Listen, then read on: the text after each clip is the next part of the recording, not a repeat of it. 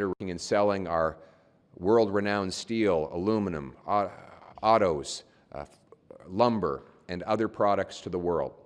And we know that they have been under attack for a long time now. Our purpose also is to make this country affordable so our young people can buy homes, start families, and our seniors can afford both food and lodging and live out the dignified life that they deserve. We set the priorities for this fall session being to have stronger take-home pay with lower taxes and inflation. We want safer streets by locking up the criminals, secure borders with less immigration, and by ensuring those who do come to our country are not criminals or lawbreakers. And fourth, a sovereign Canada, a country that can stand on its own 2 feet, pay its own bills, and make its own decisions. And that's why, while we'll obviously hold the government to account and oppose liberal policies of high inflation, out-of-control immigration, crime, housing costs, and youth unemployment, we'll also propose positive ideas to lower the cost of living, make paychecks go further, make our streets safe, and secure our country's future. We've even proposed a very detailed bill, this Canadian Sovereignty Act, which would make Canada the fastest place in the world to get a pipe in the ground, to dig mines, harvest lumber, open ports, grow food, do all the things that a nation needs to do to stand on its own 2 feet. My message to Mr. Carney: steal this idea. Come steal it. I welcome you. Plunder it. I'll go into your office with my policy team and we'll hand it all over to you. You can even get the credit. You can draft it up. Let's pass it in September and let's get building. And we also continue to extend our hand to Prime Minister Carney to work together to get a good deal with the Americans. I promised that and I offered that to him multiple times directly. My Shadow Minister of Canada-U.S. Affairs has said the same thing to her counterpart. So far, no response. The Liberals seem to want to play partisan games and score political points rather than working with all parties to get a good deal for Canada.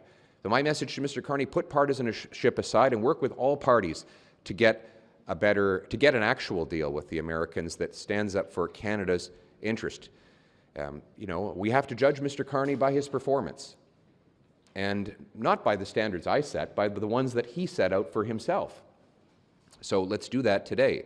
First, I was happy to hear that he got the President on the phone. I know that Mr. Carney has been trying to do that now for about a month, and today the President accepted his call. And the Prime Minister took the opportunity to make a series of very generous concessions to President Trump. And I was expecting that when the call was reported that we'd find that President Trump had given us something in return, that Mr. Carney, being the negotiator he promised he would be, that he would get something after giving something. But not so. Today we learn that it has been yet another capitulation and climb down by Mark Carney. His elbows have mysteriously gone missing. And this call follows on other concessions. He promised during the campaign he would have dollar-for-dollar retaliation. He pulled that back. He made concessions on the military while getting nothing in return.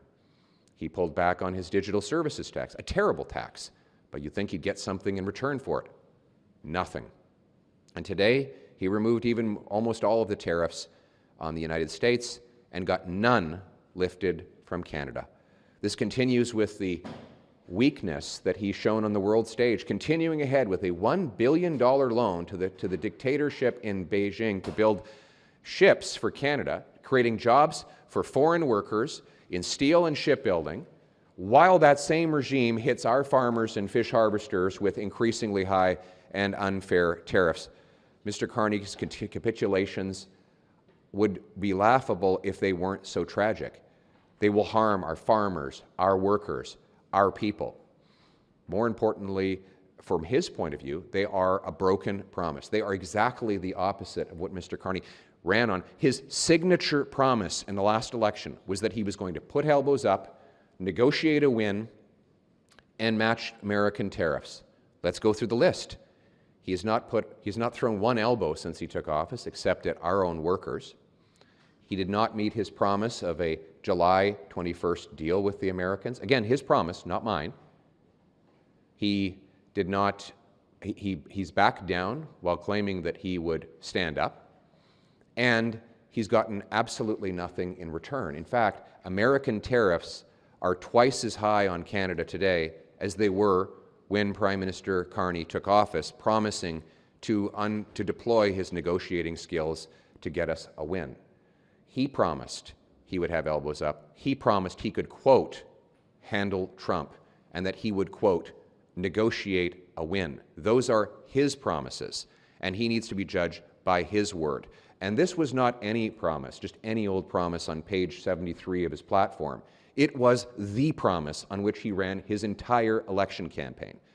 And now he's abandoning it. So either he admits that he was wrong all along, or that he knowingly spread falsehoods to get elected. He needs to explain which of those two things it is.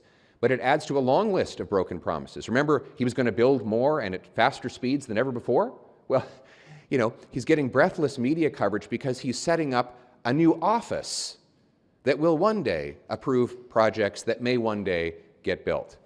160 days in, and he's bragging that he's close to setting up a construction office of bureaucrats who don't swing hammers or operate heavy machinery, but sit in front of computer screens in Ottawa department buildings. And not one pipeline has been identified, not one LNG plant, not one nuclear plant, not one hydroelectricity dam, not one major project has been identified, let alone approved in the 160 days since he took office. And all of the anti-resource laws that will make them impossible to complete remain in place. On housing, he said he'd double home building. His housing agency says home building will drop by 13% over the next 2 years. And the housing crisis has tripled in its different directions. Under Trudeau, it was just that they were too expensive for anyone to buy. Now, it's too costly for builders to build, buyers to buy, or sellers to sell. An almost impossible triumvirate of failure in housing hell that only a Liberal Prime Minister could have accomplished. He said he would invest more and spend less. Well, look at the numbers. Spending is up 8% under Mr. Carney, and it looks like the deficit will be twice the one that Trudeau left behind. Though we don't know because Mr. Carney, the genius banker, still hasn't introduced a budget. And then there is the investment side, down $60 billion in what the Financial Times says the single biggest net outflow of investment in any 5-month period. That is Mr. Carney's track record on investment. He is spending more and investing less. Meanwhile, immigration numbers continue to be out of control. Liberals have lost track of 600 non-Canadian criminals who were supposed to have been deported. They're still on our streets. Crime is raging to such a point where people are now demanding the ability to defend themselves in their own homes because they know the law will not defend them. And rightly, Canadians believe that they need to defend themselves if an intruder who's probably out on bail for the 100th time under Liberal laws comes into the house, and frankly, they should have the right to defend themselves and their property against an intruder.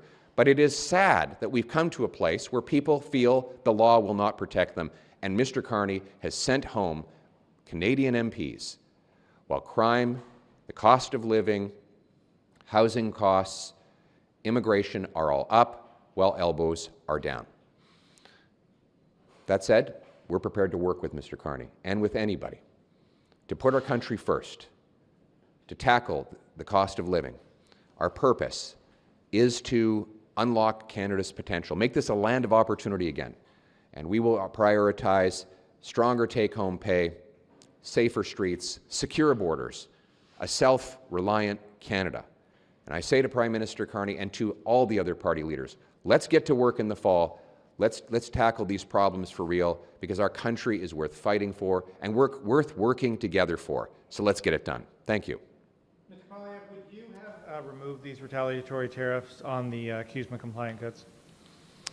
My approach would have been to negotiate from a position of strength. I would only have put in countermeasures that were sustainable and legally defensible. And I would have also ensured that by now 160 days in, we'd have new markets, new projects to get our goods overseas so that we could negotiate a deal. And you asked me whether I would have, my goal would be to have tariffs gone on both sides of the border. I would have gone to the President respectfully and said, you remove your tariffs, we remove ours, let's sign an agreement that restores the great free trading relationship that our two countries had for decades and that worked for both nations. That is what Prime Minister Carney promised during the election, and that's what I would have delivered in his place. Do you agree with the Prime Minister that despite the tariffs in place, Canada still has the least punitive trade arrangement with the United States of any major economy? And if not, can you think of a country or a bloc that has a better deal right now than Canada? Well, most countries have a better deal in reality because none of them have the same dependency on the American economy we do. So there's two parts to this. One, any access we have today is the result of Brian Mulroney. Let's be clear.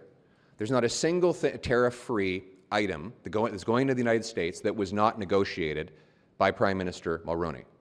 I challenge anyone to go back and find an item that goes in tariff-free that was not originally included in FDA or NAFTA under Mulroney. So none of that is due to Mark Carney. I'm sorry, I know he likes to take credit for a lot of things. He can't take credit for what a prime minister did in the 1980s and 90s. The second, any small tariff on Canada, any amount, by the United States, has an outsized effect because it represents 20% of our economy is export, more than 20% of our economy is exports to the United States, which means that we are the single most dependent country on the United States, and any tariff at all will have more impact on our country than it does anywhere in the world. We should have tariff-free access to the United States as we had before. And that's what Mr. Carney promised when he said he would negotiate a win by July 21st. He should have delivered on his promise. Mr. Pauly, on steel and aluminum, the federal government has not yet matched the tariff rate on steel and aluminum. The U.S. is currently at 50%, while ours is at 25%. Would you like to see them raise that up to 50% and match the U.S.'s rate on steel and aluminum? Well, my preference would be to see the Americans lower their tariffs so that we can reinstate free trade. But one tariff that I will be cutting for sure, and I will push the Prime Minister to cut for sure, on our steel and aluminum, is the industrial carbon tax. I find it astonishing. Well, I understand Donald Trump's priority is to take Canadian jobs and move them to the United States. He's been very blunt about that. What I don't understand is why Prime Minister Carney would help him do it with an industrial carbon tax on our steel and aluminum products. So our workers are not only hit with Trump tariffs, but with Carney's carbon tax. We need to get rid of the industrial carbon tax, and if Mark Carney will adopt the Canadian Sovereignty Act, then that will include the total elimination of the entire carbon tax, including for steel and aluminum. Oui. M. Trump a réagi et il a l'air d'aimer Mark Carney et sa façon de faire. Est-ce que ça, c'est une forme de garantie qui peut finir par arriver à une entente? On sait que M. Trump est heureux. Il est heureux parce que M. Carney fait tout ce que l'administration républicaine veut. Il fait toutes sortes de concessions. Évidemment, M. Carney, chaque fois que M. Trump demande quelque chose, M. Carney dit un grand oui, contrairement à ce qu'il a promis pendant la campagne électorale. Et ce n'est pas juste des concessions que M. Carney fait envers M. Trump, c'est aussi les politiques anti-business et anti-développement qui expulsent des dizaines de milliards de dollars d'investissement vers les États-Unis. On sait pourquoi M. Trump voulait avoir M.